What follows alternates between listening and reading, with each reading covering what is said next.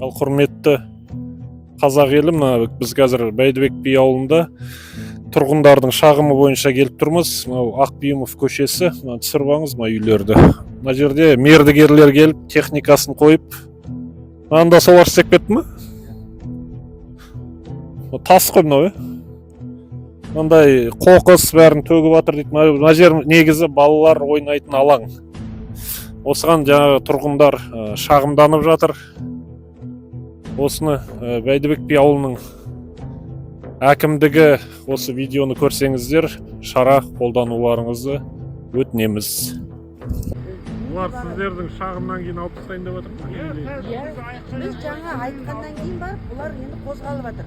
Ахача жолдасым, таңертеңнен бері айтып жатыр. Мынаны алайық, мынау жерге тұрмасын деп. Оның барлығын. Мына қазір тағы қанша 2-3 экскаватор қойып. 3 экскаватор негізі, екеуі білмеймін қаяқ кеткенін.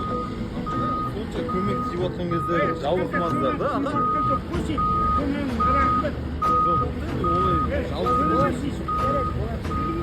Сен подрядчиксің ба, мердігерсің ба? Жоқ, осы шопырмын ғой, батчикмін ба. Енді мұнда шағымданып жатыр ғой, бір гараждарына апарып қоймайсың. Ал гараж жоқ қой мына.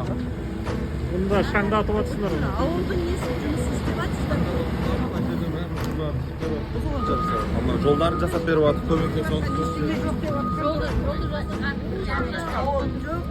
Алып кетіңдер.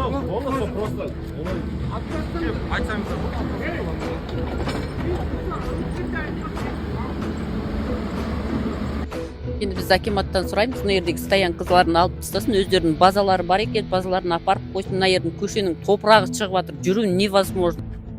Біз Бәйдібек би ауылы Ақбиімов көшесінің тұрғындарымыз. Біздің көшеде осы ауылда жаңағы құбыр қазылып жатыр, енді подрядчиктер канализация қазып жатыр ғой. Біздің көшеде сол жігіттер квартирада тұрады. Осы біздің балалар ойнайтын шағын кішкентай площадкада міне осы жерге келіп, олар деген 3 нелер, экскаватор. Енді оны білесіздер. Ол экскаваторлар осы жерге қояды, ары бер жүреді, күннен неше рет кіріп шығады.